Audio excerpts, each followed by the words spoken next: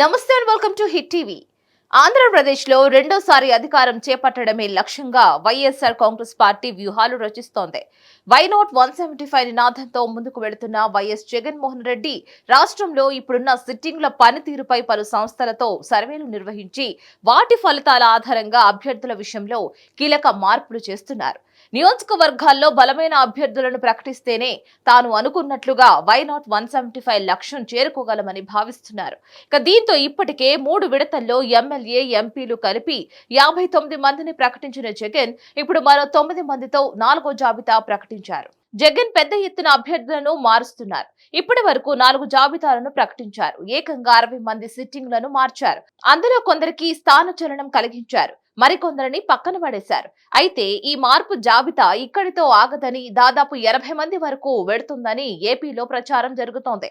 అయితే మరో 2 జాబితాలను ప్రకటించి 20 మందిని మార్చుతానని టాక్ నడుస్తోంది. ఇక ప్రస్తుతం ఆ జాబితాలను తయారు చేసే పనిలో వైసీపీ హైకమాండ్ ఉన్నట్లు తెలుస్తోంది. వీలైనంత త్వరగా ఎమ్మెల్యేలతో పాటు ఎంపీ అభ్యర్థులను ఖరారు చేయాలని జగన్ భావిస్తున్నారు. తెలంగాణ ఎన్నికల్లో సిట్టింగ్ ఎమ్మెల్యేలను మార్చకపోవడం వల్లే కేసీఆర్ కు ఓటమి ఎదురైందని, అందుకే జగన్ పెద్ద ఎత్తున అభ్యర్థులను మారుస్తున్నారని తొలుత ప్రచారం జరిగింది. అయితే 20 నుంచి 30 మందిని మాత్రమే మారుస్తారని అంచనా వేశారు. కానీ అందరి అంచనాలను తారుమారు చేస్తూ ఏకంగా 80 మంది అభ్యర్థులను మార్చడం సాహసం అనే చెప్పుకోవాలి. కొందరి విషయంలో అయితే జగన్ ఎటువంటి భేషజాలాలకు పోలేదు. సర్వేల్లో వ్యతిరేకత వచ్చే ఏ నాయకుడికి ఉపేక్షించలేదు. నిర్మోహమాటంగా ముఖం మీద చెప్పేశారు. ఈ 75 రోజుల పాటు అభ్యర్థులు ప్రజల్లో ఉండేలా జగన్ ప్లాన్ చేస్తున్నారు. ఈ నెల 24వ తేదీ లోపల దాదాపు అభ్యర్థుల ప్రకటన పూర్తి చేయాలని భావిస్తున్నారు.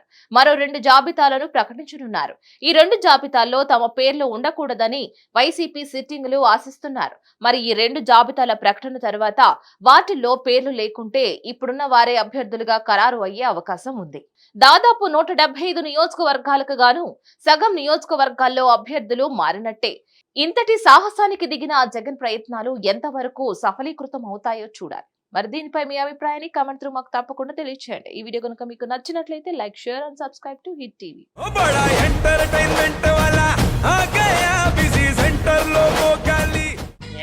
సక్కు సక్కేంద్ర సక్కు సక్కు బాయ్ బాయ్ బాయ్ బాయేంద్ర భార్గవ్ బాయ్ బాయ్. గిరాకి వచ్చే టైం ఏంది? కస్టమర్లు వస్తున్నాడు, రేడికల్ పిగురి. కస్టమర్లు వస్తున్నారు కదా, మాత్రం పొగరు ఉంటది. మరి తగ్గించేద్దాం పొగర్ని. డబ్బులు కట్టేస్తామేంటి కొంప తీసి? లేదు, కస్టమర్లు ఆపేద్దాం. పదా మరి మన బిజినెస్ స్టార్ట్ చేద్దాం.